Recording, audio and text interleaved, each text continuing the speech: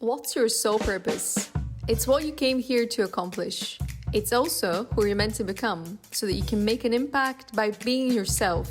We're all here to unlock our potential and create positive change in the world. Everything starts with you. One is not born into their purpose. One steps into their purpose. Were you born to do it? Let's find out together.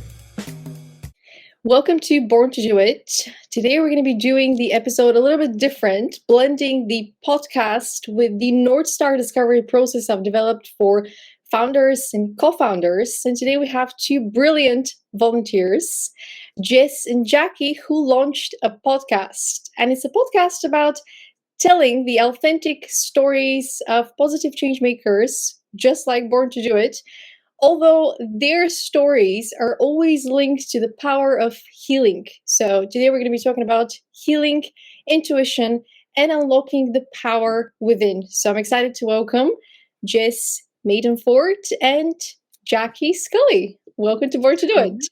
Hello, thank you so much for having us on. It's Thank great you to have so you. much. Yes. Absolutely great to have you, and absolutely great to connect with your podcast because the work that you're doing is really important. We are now in the middle of a huge awakening and ascension season worldwide. And I think if we have unlocked 1% of humans today, maybe we're looking at awakening 20% very rapidly. So the work that you're doing is going to be helping so many people that didn't have a blueprint. So I'm excited to talk to you about your journey and how you met the world of spirituality. So the first question, naturally, would be linked to something that not many people want to talk about: childhood trauma. How much of your potential and purpose was blocked because of trauma?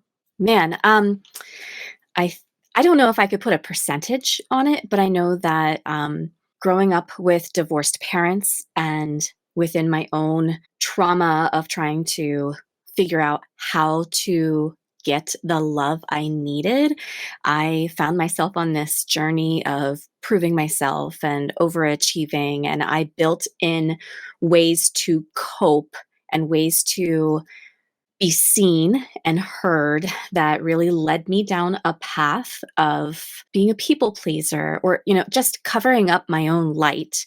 And I know everyone has their own trauma and everyone experiences it differently. And there are different levels. And for me, it really stuck with me. I didn't know how to break free from some of the relationships that I had until it was right around the time my mom passed away. And once that happened, then there was this cracking open and my potential or my intuition or that true inner self was ready to come out. So that's how I would start off. I've been living most of my life with a lot of layers covering and hiding my true self. Is the self-preservation. Yes. Do you remember the moment when you knew it was time for you to look back to the past to find the root cause of the, people pleasing and all the coping mechanisms that we develop to protect ourselves? They're not necessarily bad. They're just helping us to preserve ourselves as we're going through life. Yeah.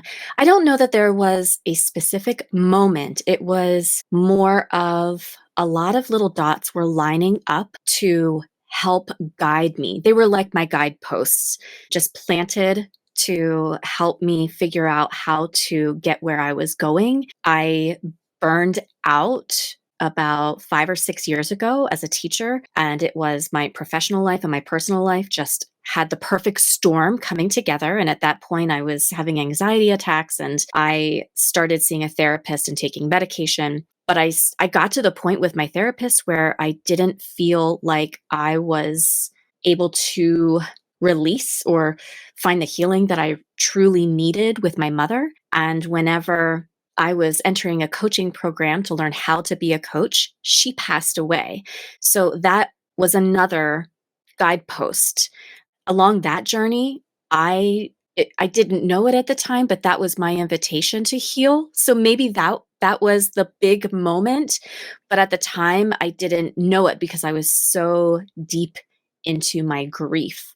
But because I was with a supportive mentor, and I ended up having a lot of mentors come into my life because I was ready, Mhm. and they found me. They were brought into my own journey. And that's when the real healing came, and the unraveling and the excavation. And that's how I've gotten to here. A lot of little moments. Mm, yeah. I can relate to that story. And I remember that I had a lot of mentors in my journey as well. And I knew that they were all guiding me and supporting me and kind of reminding me that the power is within me. But I remember the exact moment that I was guided towards my healing journey. There was a question, an intuitive question: do you need help or do you want to do it yourself? And I said, I want to do it myself, because I don't want to trust somebody with my story when I haven't even examined it. I want to examine every corner of it, every piece of it, so that I can understand why I acted the way that I acted and why people acted Mhm. the way that they did, so that I can help even more people. Mhm. And turning to you, Jackie, you are a powerhouse of light, potential, and purpose today. So I can't even imagine you, being blocked. But I know that we've all experienced trauma because of, Earth 1.0, as I like to call it. When did you know it was time to do the healing work?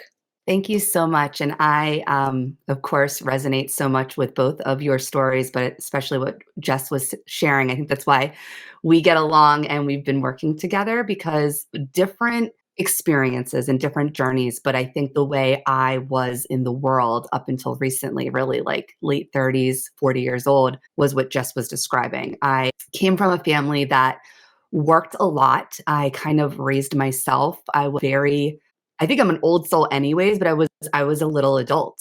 I was a latchkey kid. I would walk myself home from school and open up the door and come inside, and I was like 7 years old and did my homework and made my snacks. And when my brother was born, I was like almost 8 years old, I was like a second mom. So I was always very much like resourceful, but also that sense of, besides being very little, I felt like I was, an adult pretty fast. And again, nothing to blame my parents. They both were a nurse and a social worker, and they had multiple jobs. They had to, afford the bills they had to pay and all of that.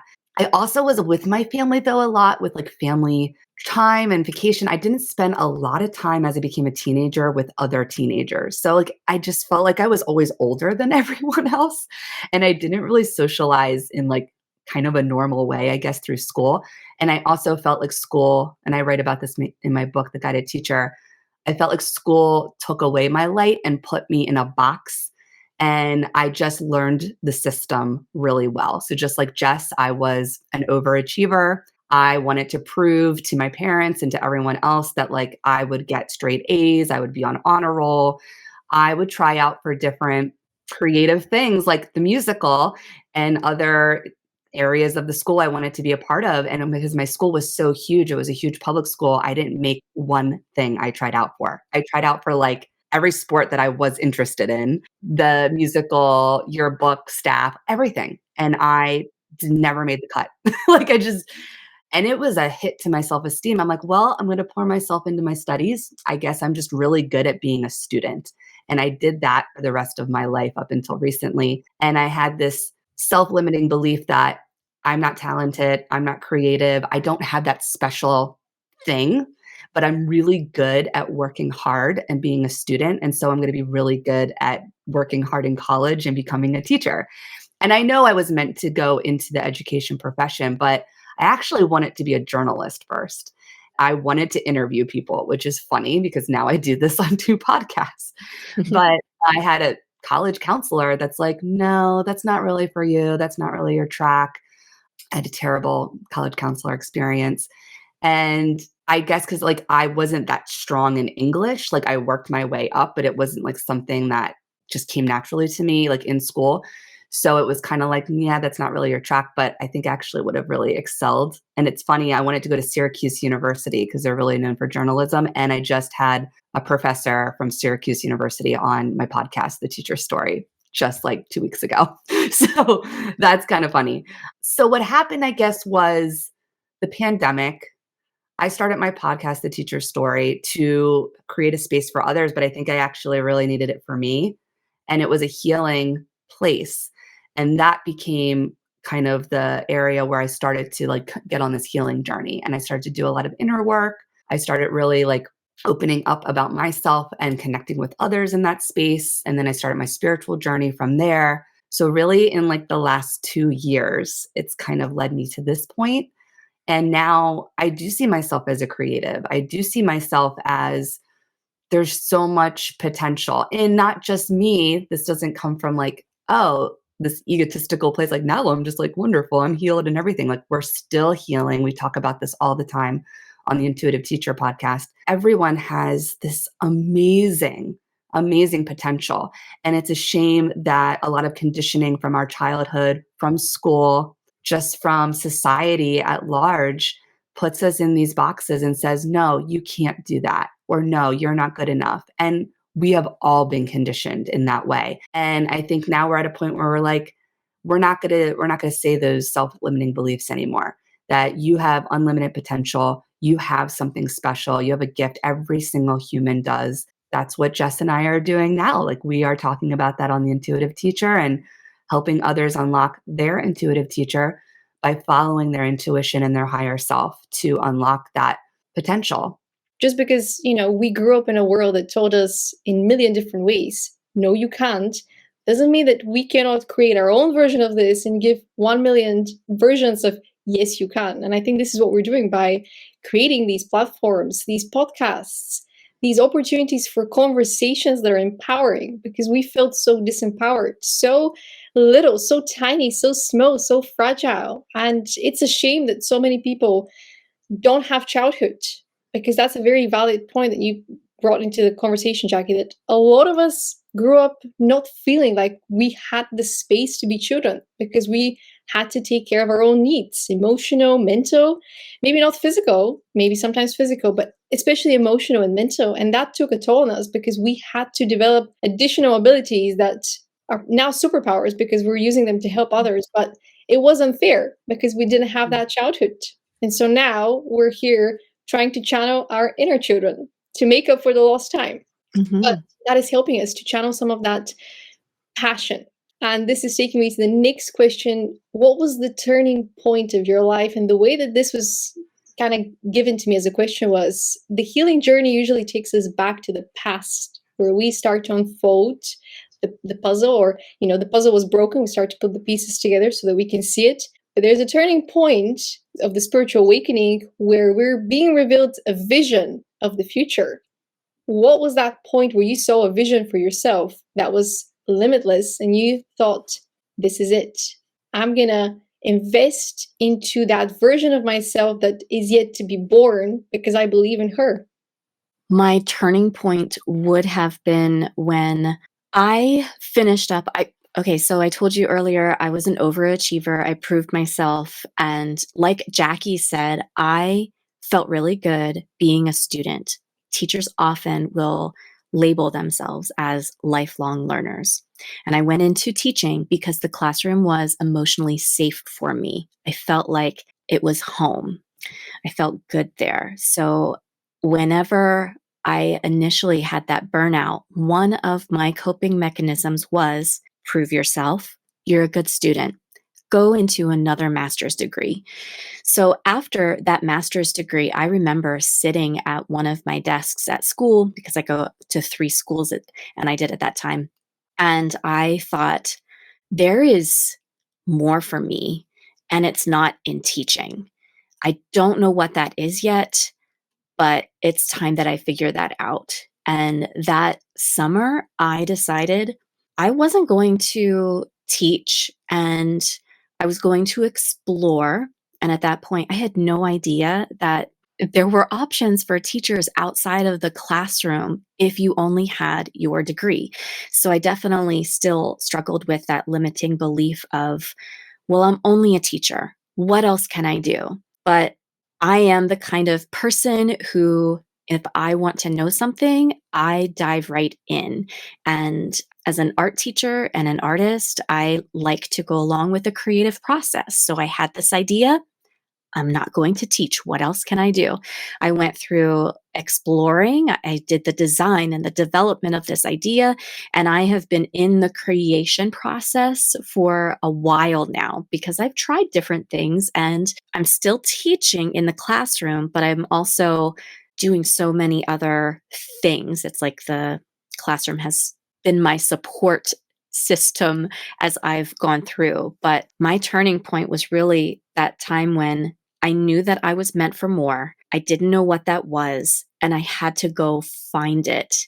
And I have not stopped. And I have very good ideas of where I'm going, but I know that there's still some uncertainty. I know that once my mom passed, I started uncovering my own light, and I know that I am helping. Part of my purpose is to help others find their light as well. Beautifully said. And one of the downloads I had was that the two pivotal moments in one's life is when a child is born into their life. That's when the heart chakra gets a boost of unconditional love. And when we lose somebody for good, that's when we experience a bit of a rebirth, because some of the beliefs that we had get challenged. Some of our understanding of the world gets challenged, and we start to question, how can I give more? It's not how I can take more. How can I give more of me? Because my time here is limited. And this is my chance to channel myself. And this is how we start to unlock more of that light. Yes, I can look back and see that up until the point where my mom passed and I knew I wanted to do something other than being a classroom teacher, it was all self-serving. I was trying to prove myself so that I could receive love. And now that I'm in this space of being an intuitive life coach and a Reiki practitioner, I am serving others. It's not about me anymore. And a lot of teachers will say, well, I do this for the kids. I'm teaching for the kids. And once I healed from the inside out, I could look back and say, you know what? Teaching for me was not about the kids. Teaching was for me to survive emotionally. It was for me to still be seen and be heard. And I continued to prove myself my whole teaching career up until the point where I started healing. And then I said, nope, I'm not doing X, Y, and Z anymore. I need to make sure that I'm taken care of and my family is taken care of. It's not about everybody else now. It's about me, because if I'm not well, then I cannot show up for others. And it's usually the moment when you start to take care of yourself better, you actually serve even more people. Mm-hmm. Funny how life works, isn't it? Yes, yes. Jackie, what was the turning point of your life? And we've had this conversation a couple of times, but I feel like every time we answer that question, we unlock something new about it. I feel like there's many turning points, but there was like two singular moments, and I've talked about this with both you and Jess and on other podcasts, that there was the anger I needed to let go of. I was a very angry person because there was a lot dumped on me and my family in a very short amount of time leading up to the pandemic. And then the pandemic, I had a best friend leave me, just like left my life. And I had this anger, and I had it for a while. I think I had a lot of resentment, even stemming from my childhood, like resenting that I had to be a young adult very early on, resented that I had to do a lot of things on my own and didn't have a lot of like financial, emotional support. And I think I just held on to it. It was like buried inside of me. And then in 2021, I had like a breakdown. I had that dark night of the soul. And I remember going to Ryan and I was like, you have your thing. Like, you're a musician. My dad's an artist, even though he didn't do it by like trade, like making money, but he went to art school. My brother's a musician. Now, you know, it's funny. Jess is one of many art teachers that I am like friends with. I am surrounded by artists. And I had this feeling of, what the heck? Why don't I have that artistic ability? And that's when I started to do the shadow work in 2022. And I was listening to podcasts, specifically Expand It. And I loved this podcast host, Jess Gill. loved her voice, loved her warmth, loved her energy. She was my expander. I was like, I want to do that. I want to hold this space and be a place where people can just completely be vulnerable and show who they are and share their voice, because I felt like so many teachers do not have platforms to share their voice. I was one of them. I felt like no one listened to me. Sometimes I still feel that way. Like, it's still hard for me to share my voice. And I think that was the turning point, was I have something to say. Other people who are often silenced, they have something to say. And we're going to do this. We're going to do it now. And I don't know where it's going. I thought it was going to be like a passion project that started Teacher Appreciation Week in May and was going to end in June, like the end of the school year.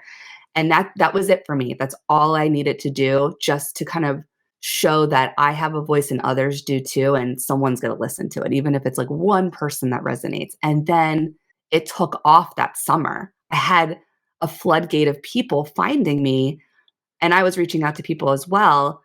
And then I created, along with Hope and Sally, the teacher circle on LinkedIn. And it just all of a sudden it became this like, there's a need for this community. Like, this is about community. And then community really was becoming present. Like, it's about connection, it's about community. And that was really the turning point. And it was like, this is not stopping. Like, I'm going to continue this podcast, this teacher community. I'm going to be on this mission until, I don't know, I'm just going to keep doing it. And then it just kept going. And then it developed into me writing my book. And then it became part of my spiritual journey. And then it led to me connecting with Jess. And then our Marco Polo videos became like our inspiration for the intuitive teacher. And now I have even more expansion of what I want to do, both solely and with Jess and other collaborations. Like, I have so many passion projects now and don't have expectations. I don't know where this is all going.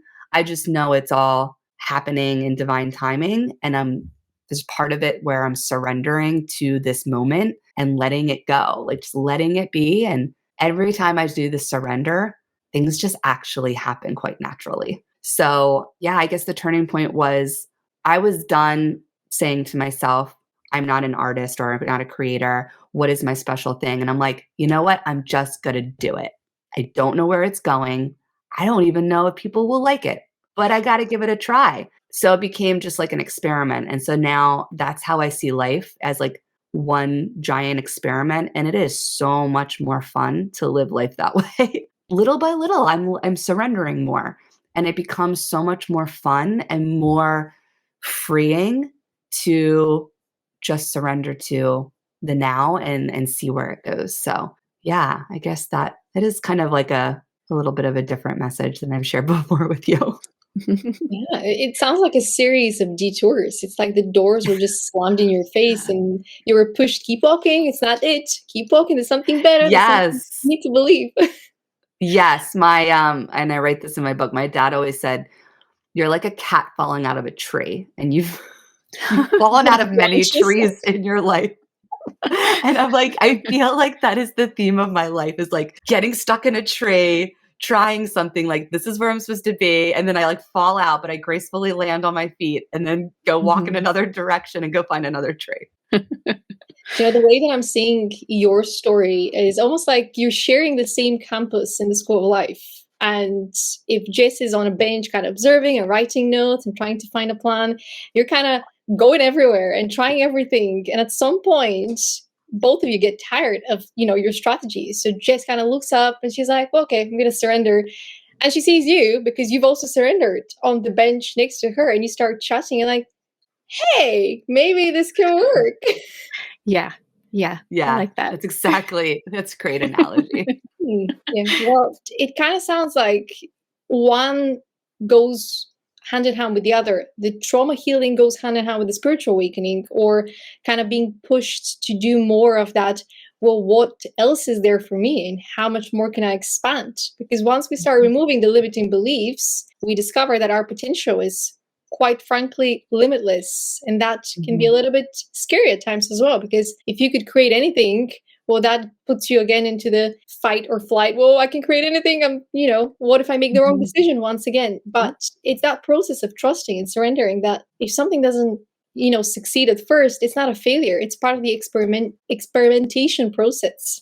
But now that you've done this journey of uncovering what was lost, what was corrupted, what needed a little bit of healing, what do you feel called to create now, individually and together? You have created a podcast together, which I'm sure has inspired many ideas of a platform that educates, that inspires, that reaches even more people. But how do your individual missions align? I think we both have talked about that we have our individual kind of missions, and I think there is like also like a connection with that. So like before really moving into this kind of co-creation with Jess, I still am in this mission of changing the education system and really making it about holistic education, and really now thinking it needs to be more tied with the wellness aspect, the spirituality aspect, without making it like spiritual or a sense of a religion in school. I understand there's secularism, right? But that there's the consciousness, there's the belief in something more than you. And with that, there's humility and there's giving back to community. I think the service aspect should be a big focus in education and just being a human and flourishing in your life. So that's still something, as my mission is like, I have other books I want to write. I want to be a speaker. Why I want to maybe pivot then out of the traditional classroom and into an online education, which is like my next space, kind of going along with like Jess is like, it is part of my path, but it's also a tool. We've talked about this word tool to have income, to have flexibility. And also for me, I consider myself kind of like a researcher. I want to be in an alternative education space online because it's a new space for me. I've taught in private, public charter. And so I feel like it will help me continue to see all the different aspects of how to do school. But then this, co-creation with Jess, with the Intuitive Teacher podcast, and what we want to create from that is creating a like program for women and possibly even men down the road to start to really tap into their intuitive teacher. And so kind of taking the podcast and making it more personal and individualizing like the one-on-one or even group sense of like a workshop that, women could work through, and even have maybe like potentially like the guests we've had on our show as guest speakers in these like kind of workshop forums online. And I'm really feeling called to that too. Like we both have put so much time and energy into our own healing, which we're still always doing.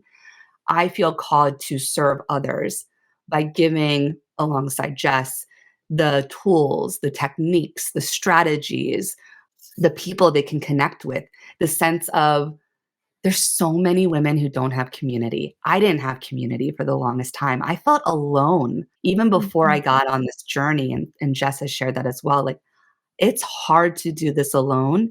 So I think the calling of building community and telling women like you have others in your corner. And when you do, and they can sense that there's other people going through the same thing, it is so powerful. It allows you to get in this healing kind of phase even faster and really dig in deep and know that you are being held. So I'm kind of carrying these two missions, but then there's a lot of weaving of them because I can see this type of work in schools. And if younger people are doing this type of like healing work and tapping into their consciousness and higher self when they're kids and they're teens, it's just going to make for better adults in the world, better leaders in our world. And so I see the two merging, and it's really, really cool because it's all happening organically. This was not anywhere that I saw where my life was going or anything like that. Taking the teacher out of the classroom, but also maybe bringing new teaching into the classroom through these new empowered teachers that are not just teaching from the textbook, but they're teaching from their intuition and from their heart and from their higher self, which kind of links to your title of guided teacher, because you're guided by that intuitive side. It's not just you being guided how to improve their knowledge of the historical facts, but how to improve the knowledge of what it means to be human, what it means to use your emotional intelligence, and what it means to trust your fellow classmates, because we've not been really thought about unity. And we've mentioned that in a couple of episodes now, but the emotional intelligence is crucial for collaboration and creating communities. So it has to be included in the classroom, even maybe before consciousness, because people need to understand that they're not alone.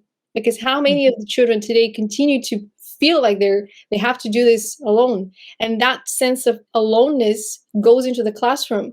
And because we are intuitive and we pick up on each other's energy, where the consciousness kind of education kicks in, we feel alone because we're surrounded by people who feel alone, even if we have people that support us, especially neurodivergent people, people that have autism, that they're on the spectrum. They feel other people's emotions in a way that they don't even understand. They're confused by that lack of education as to who they are.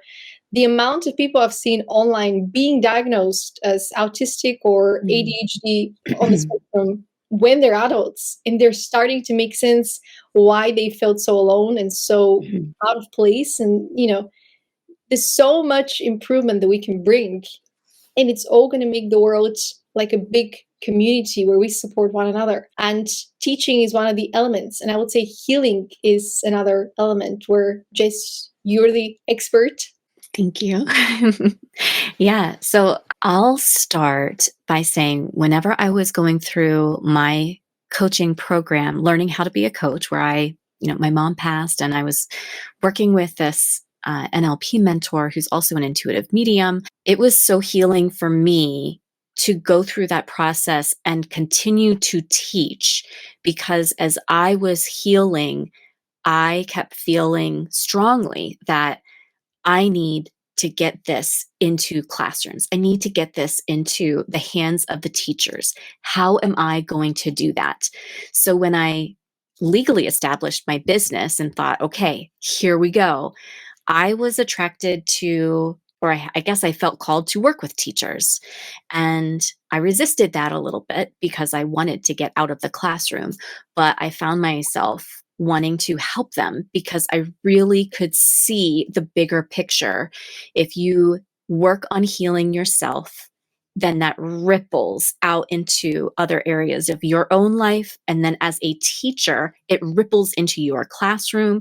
And if your students are receiving your healing energy and learning how to look inward, then that's going to continue to ripple into their personal lives.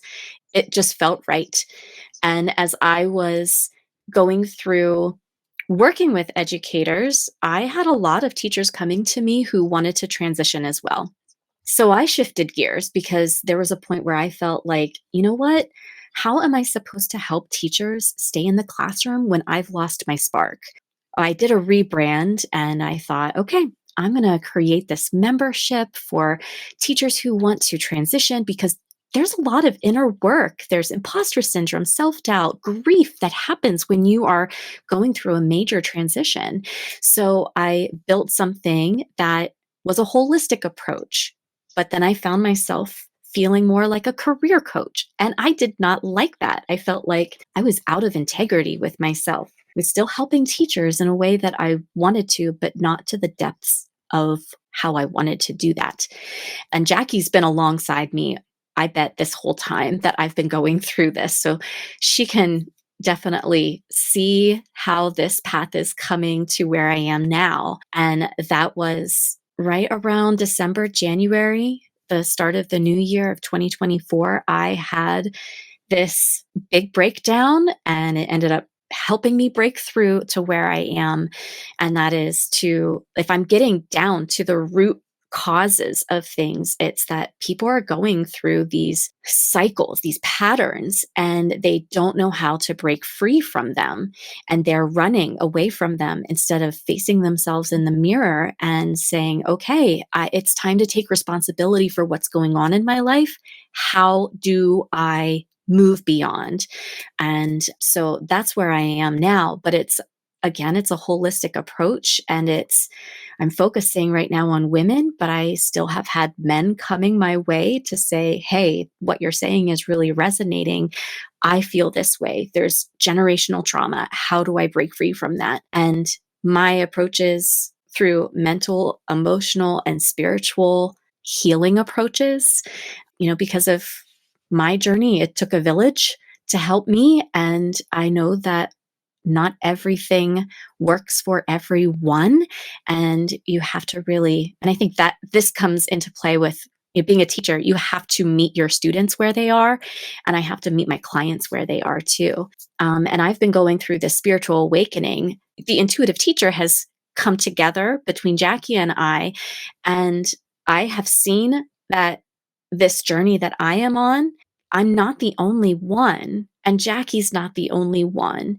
And what if we could create this beautiful sacred space, this community where people feel like, oh, Jackie and I are their girlfriends in their head.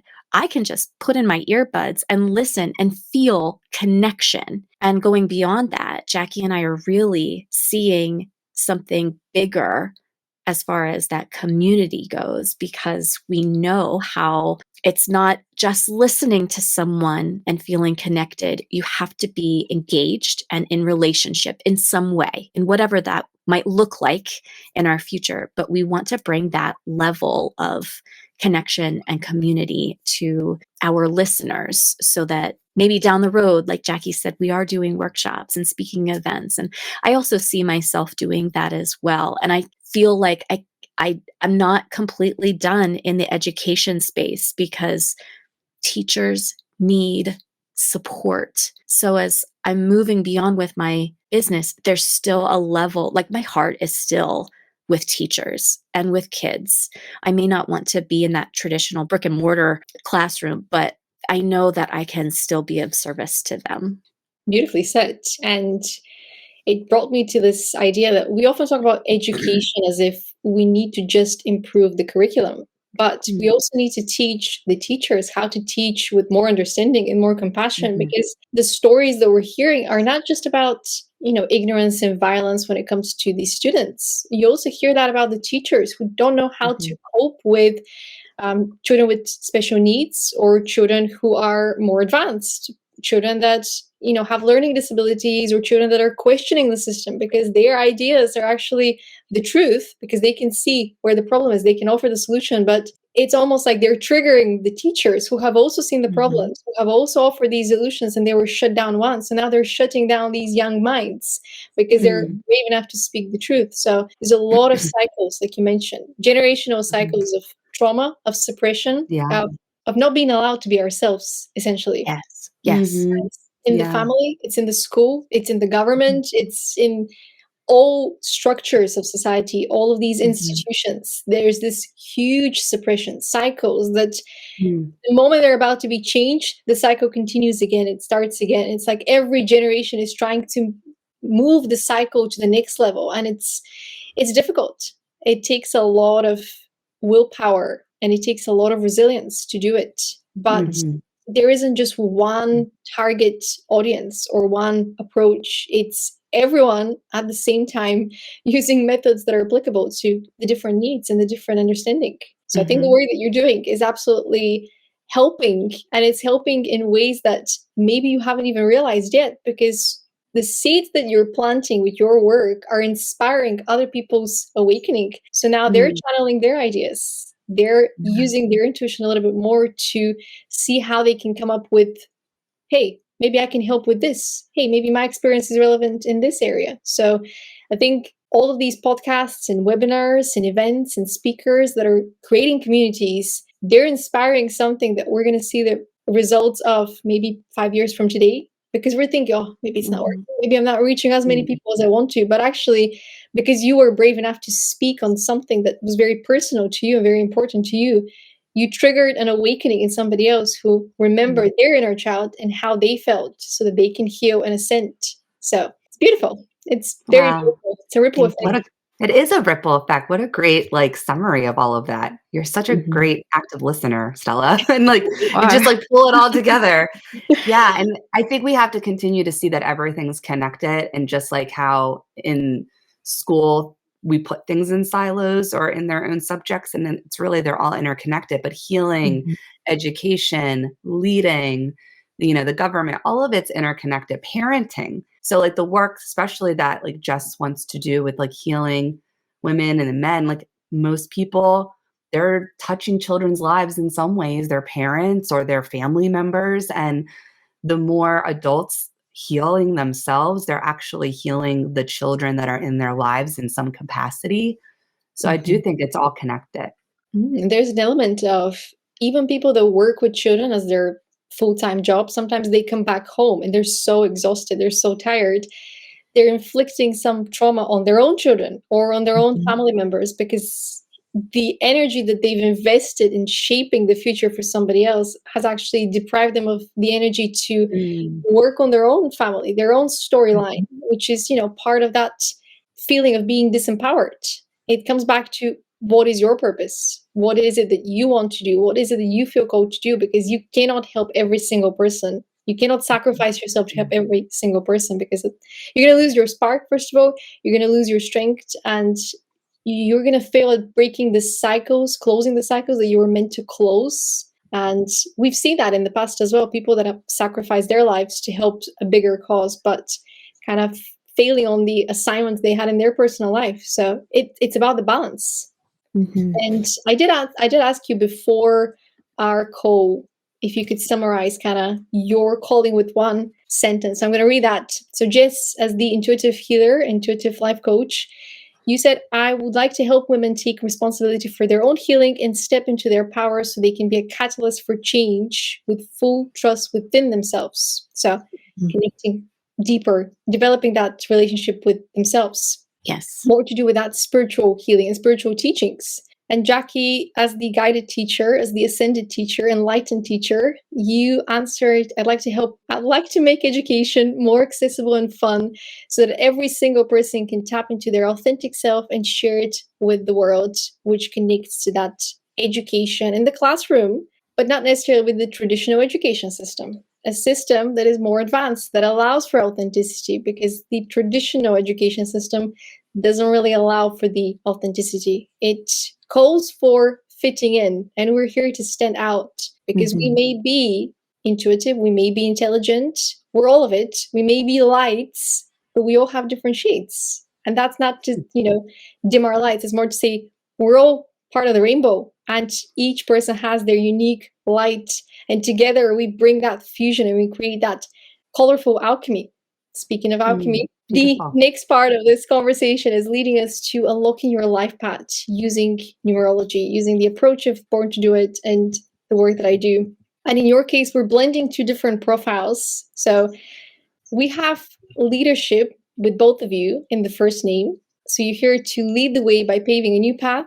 And we have communication with both of you and the second name. So you're here to inspire authentic expression of ideas. And the first name really is about your path and your calling.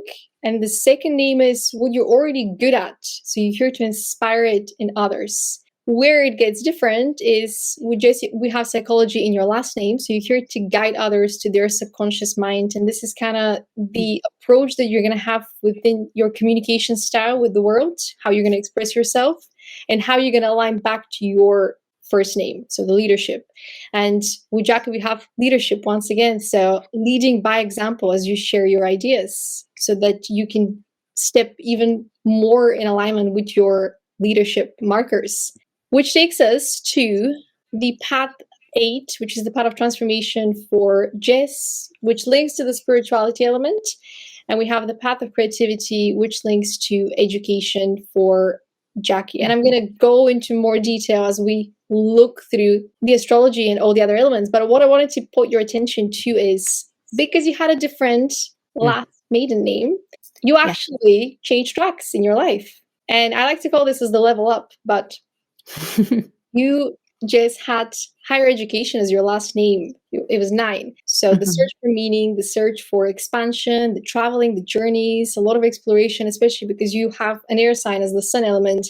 This had to do with a lot of information and consuming all that data and processing it and understanding the world through that research. And that was you committing to the path of psychology so that you can probably understand yourself, so that you can go into that path of transformation and help others transform their life. And if you put the dots together, your life path was psychology, but now because you master that, that has become your communication style. So you're infusing that into your approach now. And with Jackie, it was higher education. This was kind of the life path that you were on. So you were maybe changing schools and career roles and classrooms, but you had to be in that space of higher education so that you can experience all aspects of the education system, whether it was in the classroom or in real life. And because you had creativity here, you were exploring what it means to operate more from the intuitive side. And now you are fully devoted on that creative path. 5 is not just the part of creativity, it's also intuition, it's also play, it's also the childhood. So there's a lot of exploration as to how you can make that education space more vibrant, more infused with authenticity, and it connects very well with the communication. So it's quite beautiful how, the research that you've done before your spiritual awakening is now part of your calling, I would say. So nothing is wasted, nothing is lost. All the detours, they all make sense in the end. If we are to, look back and make sense of it all, it was all to lead you to this moment of realization that you did it. Whatever you were supposed to do, you did it so that you can be here right now. Any surprises so far? I thought, oh my goodness, Jackie has creativity and I have psychology, and I am an art teacher and she's a psychology teacher, and we both have higher education. At one point, I wanted to teach teachers how to teach. I wanted to be a college professor. I was gonna say, like, psychology too, I look into that, not just about like teaching the subject, but like what you do, you use a lot of psychology, right? Like in the way that you coach, and then the fact that you want and the to like subconscious. Yeah. And I would say, because this is you partnering to create something together, it's not that you are carrying it individually. It's more to do with you're now here to inspire it more. You boost it more in each other as well. Because you carry it within yourself, you're going to naturally give it to the next person. So you're going to, if you had the markers for it individually, because you're with someone that also has it, they're going to boost your abilities to dive deeper into the subconscious mind or channel even more creative ideas, which is the power of co-creating something with somebody. You naturally strengthen each other's elements and you give each other something that might be lacking in the process. The power of partnerships and collaboration. Universe, make it happen. Earth is waiting.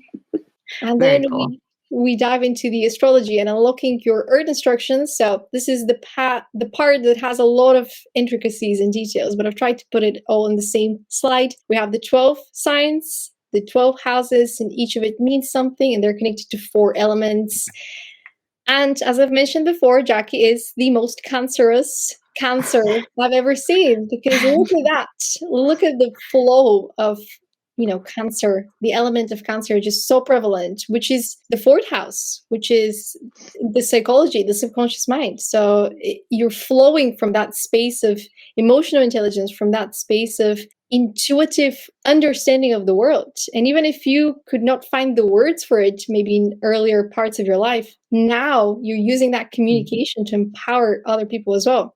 So starting with Jess, you have your sun sign in Libra in the 2nd house, which is the house of resources, values, and balance. And that is coupled with the North Node, which is your current kind of mission on Earth, which is Leo in the 12th house and spirituality. Air signs are known for their communication, for their ability to make sense of the world, for their ability to share these big ideas. And you're here to communicate so that you can connect people to their purpose, to their spirituality, to empower people towards their spiritual awakening or towards understanding more about their belonging in the world, where they're being pulled. But because this is a house that has to do with the inner balance, I would say that you're very much using that intuitive ability to help people bring balance between the masculine and the feminine, which is, I think, where intuitive is key in your title, in your purpose, in your mission. And I would say, because this path, if you look at your moon sign, North Node, and Venus sign, they're all spirituality. This is all something that is leading you forward, but also moon sign is your past identity. You already know what it means to be that spiritual teacher. You're now empowering the next wave of teachers, perhaps, that are more enlightened. But it also has to do maybe with helping people balance between their material life and their spiritual life. because that balance, we're all mastering it. How to be of the 3D world while also being of the 5D world, and strike that balance where you don't get too lost into the ideas that are out of this world, but also don't get too lost or stuck into the everyday routine, because that can be, quite a challenge sometimes when you have bills to pay, and you have to clean the house and there are chores to be done. All these dreams, sometimes you're like, you can wait a little bit. I see this. I totally see this in Jess. This is wild. I always think this is so cool because I'm just looking at like from your south node to north node. And I don't know how much, Jess, you're aware of that, but this totally makes sense to me because south node's like what you've been in, like in your life, and north node is where you're going and your direction, right, Stella? And like Leo is like, your voicing and communication and your leading. In spirituality, that's like what you're doing. It's so cool. Yeah. The moon sign is your existing identity, something that you've already mastered. And the way that you've mastered it was with your south node, which was kind of your past life mission or your previous mission, maybe the first part of your life, which was more around self-growth and building yourself up, raising yourself up. Especially Aquarius, it's known for the information exchange, but it's not necessarily communication. It's more to do with researching a lot and getting to know how you can build yourself up, empower yourself. And now you're bringing all of this information to help others. But because it has the resources and the values in the second house with Libra, it's quite literally helping people balance their life, bring that balance. And 2 is sometimes known for creating resources as well. But because it's not an earth sign, it's an air sign, I would say this is more to do with the mindset shift as to what is possible, especially with spirituality. You're unlocking the door for people and taking them on this journey to understanding how much more is possible for them and how much more they can create with their own abilities. You're not even giving them something, you're just helping them remember who they are. Yeah. Oh, I love that. I love that. And the rising sign, this is your approach to communication. It's action driven. So that's just, if you get burnout, it's because the way that you relate to the world and communicate is through action. Like if you stop acting, if you just get stuck here, that's not going to be you. You're not going to be in alignment with your higher self. So you have to find that balance between acting and resting. The earth signs, they're known for action.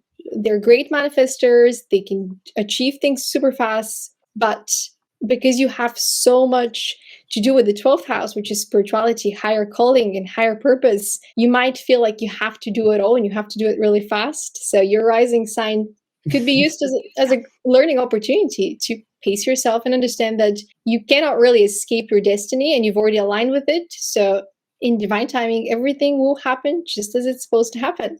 And your Venus sign is confirmation that you're meant to do this with your soul tribe, because it's in alignment with the North 12th house. And if you look at Jackie's Venus sign, it's the 12th house. So this is confirmation that you two are soul tribe. Not that you needed it. We've known for a while. This is the official confirmation. This is the breaking news. We've been wanting to do like a past life or something where like, did our souls connect in like another time or realm or something? Because it feels like it would be really cool to see if there was any other kind of connection. Well, I would point to that in the next slide, which was, if there was ever a confirmation that you're meant to collaborate, you're meant to do something, it was this, because it not only has full alignment of, South Node and North Node, which is the 6th house, cell growth, and the 12th, spirituality, Aquarius, Leo, but it also has the 4 elements. So you're in perfect alchemical balance. All the 4 elements are there. And because you've done research on different aspects, and now you're on a mission that has to embody different aspects, together you can complete the research that is needed and complete the work that is needed. And that, is further kind of highlighted with the moon sign in Leo. So different aspects of Leo, the 12th house spirituality and the leadership, but you're continuing that existent research.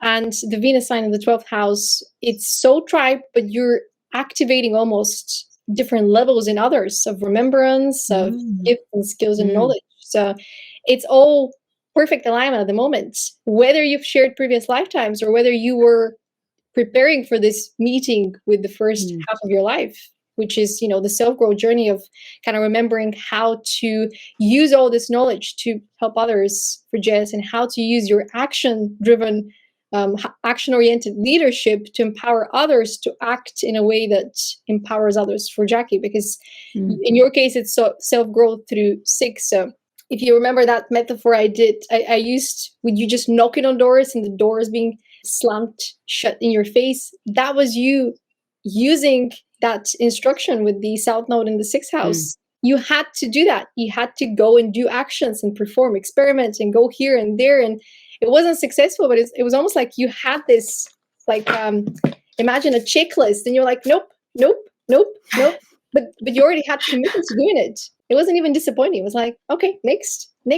That was you understanding how to be that purpose-driven leader that connects with your purpose. And the moment you clicked with your purpose, which was the Leo, you transitioned into the Sun, which is the Cancer, which is how you use your emotions, because you found it. You found your purpose, you found your place, and you could channel your heart and stop just acting from that place of, okay, I've done my research. Now I can lead from the heart. That makes a lot of sense. It's funny because the Divine Feminine reading I had a couple weeks ago, they said the exact same thing. They're like, everything that you have done in your life has gotten to this point for a reason. So you had to do like this, that, the other thing, and like all over the map. So it makes sense, the research. And I love that we both have this self-growth in the South Node and leading us to that spirituality in the North Node. Yeah. So cool. Yeah. I would go so far as to say that even the numbers based on the sign position, they might give you more instructions as to what you're supposed to do if you want to continue that research after the call.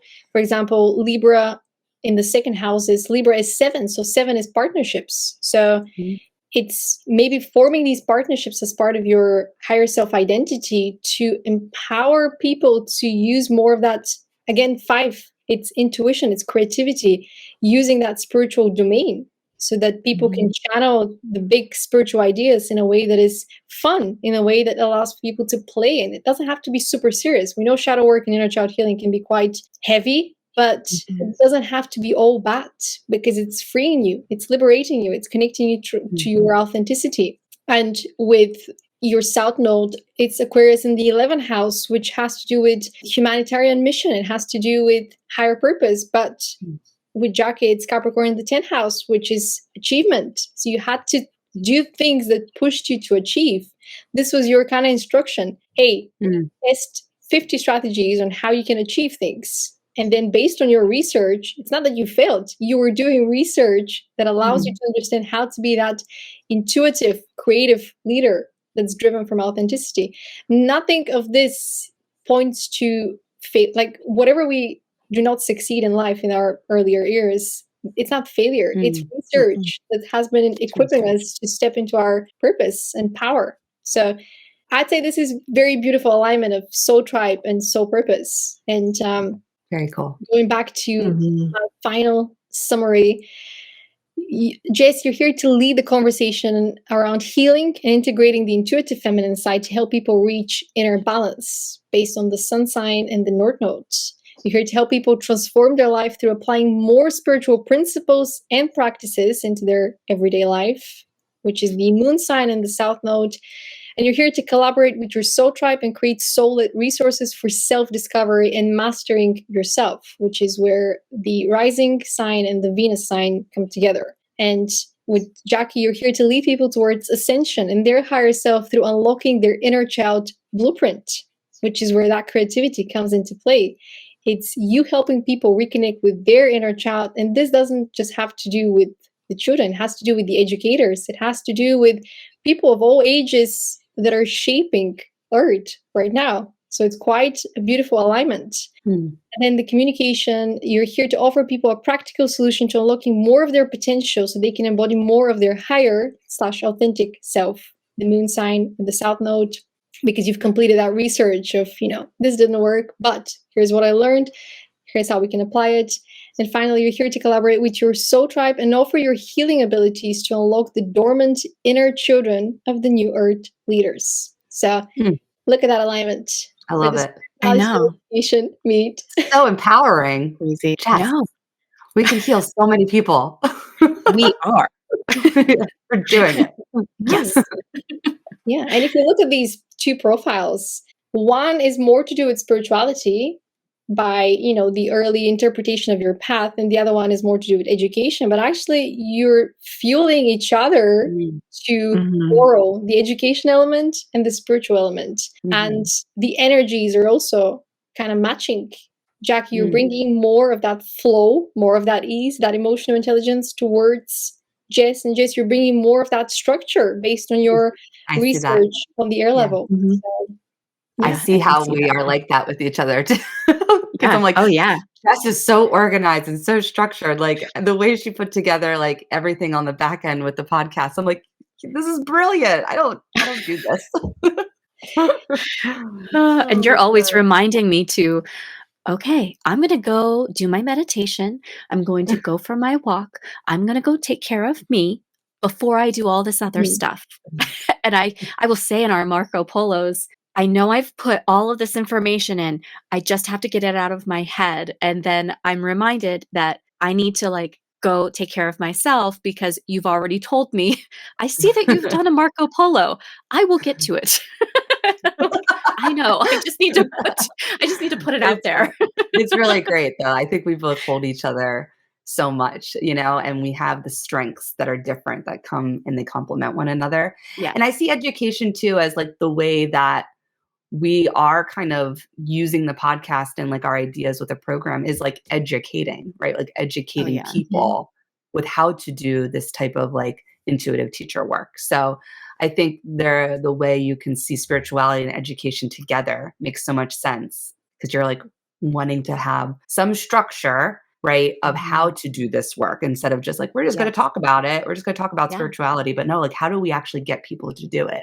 Yeah, that is really important to me. Always, you can know the information, but for so many of us, we're still asking, okay, but how? How do you do this? That was me through and through. I had such a hard time with forgiving my mom or having a normal conversation with my mom. And I had so much anger and I knew all of this, but I didn't know how to move beyond it. So the how is always important for me because I've experienced it and I'm not the only one. So as we continue to bring this awareness to others and show them the way, we have to make it so that it's practical, that everyday people can do this because you can. It's, you don't have to be this certain person. We all have this inside of us.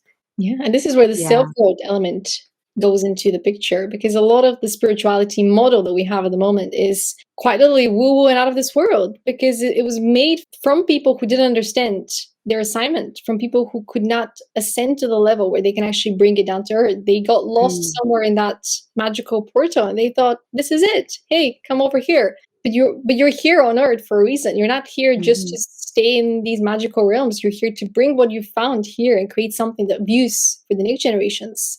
And if you think about how spirituality and education meet, spirituality is really enlightenment. What is enlightenment? Part of the education. It's just a level that most people don't reach. Enlightenment happens when you devote a lot of time to discovering the world and yourself. So it might even be the highest level of education, which is, the ascension is helping us to reach that enlightenment. And the two actually work very well together. It's just that we don't really have them in conversations. Yeah. And I think there's still this taboo when you say spirituality and education. Again, people are putting them into their like boxes. Yeah. Again, secular, we can't have the word God or prayer. And like, that's not just spirituality at all, but we can't have that in school. And so the governmental structure of school and education took away spirituality. Like, I think if you go back to like early humans in their villages, like in their bands, they had elders educating young people. And part of that was probably some kind of spiritual element, right? Talking about nature, talking about things above them, right? Things higher than them. It was there. I think it's part of our evolutionary existence, but the governmental structure separated those two. And that's, I think, where we're seeing a lot of these issues.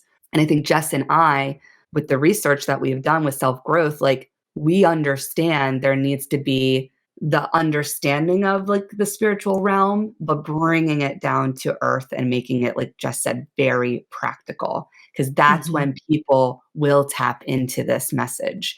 If you make it too woo-woo or out there with no structure and no techniques or guideposts, people they're dismissive and they're like, this stuff isn't real. What are you talking about? You can't relate to it. Yeah.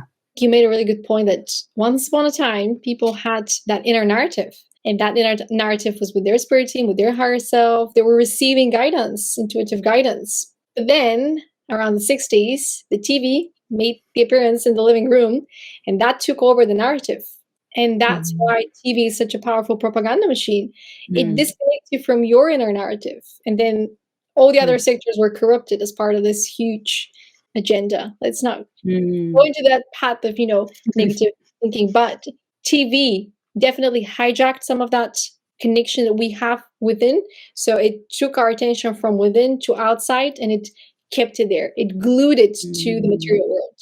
And some of the podcasts that are being brought into the world today, they're actually bringing our attention back within, because they're using these ideas to inspire an awakening. And these are all kinds of podcasts across all kinds of industries. But going back to the podcast, in your podcast, the Intuitive Teacher podcast, I've kind of changed now your 2 mission statements based on the profile. So, Jace, you're here to lead the conversation around healing and integrating the intuitive feminine side to help people reach inner balance and accomplish self-mastery, which doesn't have to do. I love that too. Yeah, this has to do with just reaching that inner balance, whatever gender you identify as. We all have that inner balance within us, which is where the right brain gets a little bit more talked about, and the trauma healing.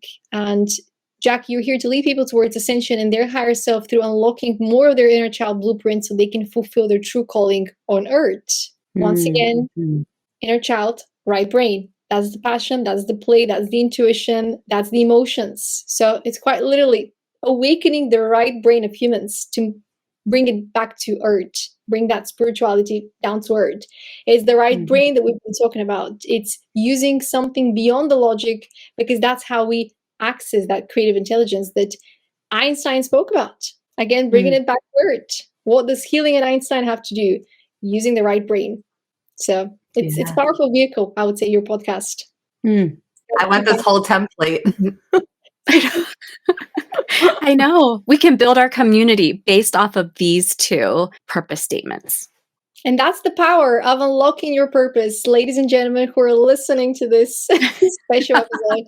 That is the power of analyzing your natal birth chart. The information that helps you to return back home and unlock that authenticity blueprint is there. It's available. And it doesn't mean that it's doing the work for you, because you're not born into your soul purpose. You step into your soul purpose. And Jess and Jackie have just spent a lot of years navigating without knowing this information, but intuitively trusting the process and finding that alignment within themselves and within each other, so they can create this, they can co-create this. But this information has existed for a very long time, and it will continue to exist. And it's here if you want to use it as one of the tools for self-discovery. And within this episode, I want to bring your attention to the path of being a light worker. So light workers are here to bring positive change, and they have many titles. They can be artists, healers, leaders, alchemists, way showers, founders, teachers, coaches, you name it. Light workers have many missions, but they all have to do with returning back home to yourself, restoring that inner balance within, discovering who you are authentically so that you can help the world. You can help the world heal. You can help bring peace to the world. You can help bring light to the truth, the justice. People that are on a mission to bring justice onto earth, the truth tellers, they're all light workers. And there is a light worker within every single person on earth. The moment you decide to bring positive change by being yourself, by unlocking that inner child, by unlocking your soul purpose and committing on that journey to be a positive change maker despite the resistance, that's how you become the light worker. And I know, Jackie, you've discovered the term light worker maybe a little bit earlier than Jess, but if you could sum up what being a light worker means to you, because I can tell that you've both been light workers in your life for many years. Now you have a word for it. What does it mean to be a light worker? Well, I think we both resonate with this, especially when we watched your video. It was a great summary of all the different missions you could have, and we have resonated with many. But I think it's when you are ready to serve and know that there's a bigger mission outside of just what do I want to be, and you get out of that individualistic kind of mindset and more into the collective mindset, that your mission, and I believe everyone's mission, like I believe what you said, like everyone has that light worker in them, is to serve the collective. And then you tap into what is your specific way to do that. I first came across this word in 2022. My friend Patsy, who senses my energy from Malaysia, like she literally will email me and be like, "Are you okay?" And I'm like, "How do you know? I'm like going through something." She said to me in 2022, she's like, and we just met on LinkedIn. She's like, "You're a light worker." And I had no idea what that meant. I was like, "What? What are you talking about?" And I started researching it and I'm like, I don't know about this. I don't know about this stuff. And I was just getting started. And I think this recently came around to you, Jess, as well.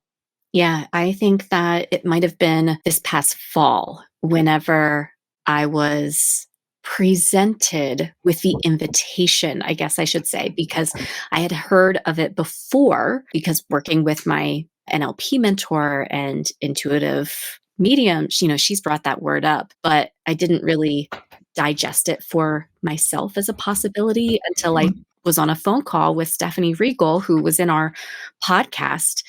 She listens to soul guides and channels soul guides, and mine were like, "Jess, you're a light worker." And I thought, oh, whoa, okay, then I have, and of course, me being the like action driven person, I was like, oh, well, then I've got to get to work. What do I need to do here? You are so funny, Jess. She cracks me up all the time. Okay, well, I'm a light worker. I know my mission now. Okay, where is that light? I'm working on it. Yes. I love it. I better shine brighter. It has. The podcast happened because of, that little seed being planted. I came across this term last year around my full alignment with my mission and my life path, because my path is self-growth, path 6.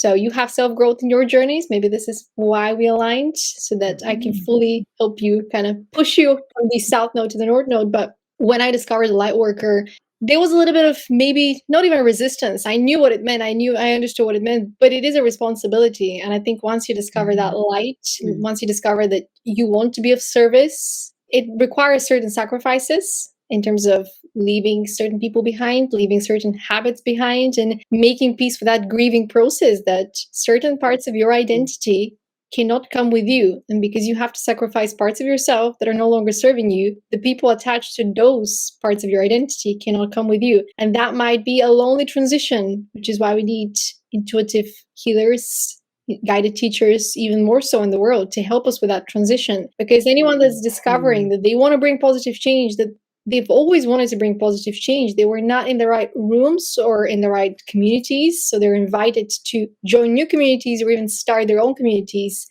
They need that support, because if you've made that decision, I want to bring positive change, there is no going back. There is quite literally just more work and shining even brighter. But it is quite the journey to be a light worker. And I think your podcast, The Intuitive Teacher, is just one vehicle for the light workers' mission on earth to bloom and blossom and reach more people, because it's quite literally bringing light to all the possibilities. When I recorded my video to introduce who I am on my website, I said, "Let there be light." This is the way of the light workers. And it doesn't mean that we're guiding people towards religion or towards a specific dogma, specific restrictions. In fact, we're just reminding them of the values, reminding them of that integrity that exists within all of us if we just commit to that authenticity journey to returning back home. Absolutely enjoyed our conversation. And I think, if anything, is just serving as a confirmation that what you're doing is important. What you're doing is creating positive change in the world. And the way that your paths have unfolded, it served a purpose in itself, because you've inspired so many people on your journey without you even realizing, especially now that you're owning that light and doing something with it. Because yes, you are already doing something with it. You're channeling it and you're inspiring people. Every single step has brought you to this point of fully being aligned with the path of being a light worker. And I think all the challenges, they're nothing when you realize that inner power within you to overcome anything. And your example is helping people believe in that power within themselves. So thank you. Thank you. Thank you for having us on. This whole conversation Thank you so reminded much. me of I titled my I named my business The Journey to Here, because it is filled, our journeys are filled with all of these little learning guideposts or redirections to get us back home to ourselves, which is the here, or it could also be, here I am, now where do I go? This is who I am. And now that I'm here, let's bring some positive change into the world. Yes, yes. Thank you so much, Stella. Thank you. This is so aligned. I feel in that intuitive teacher, inside of us right now. It's like, this was all meant to happen. Yes. I think so too. Now is the time. Now that we're here, now is the time.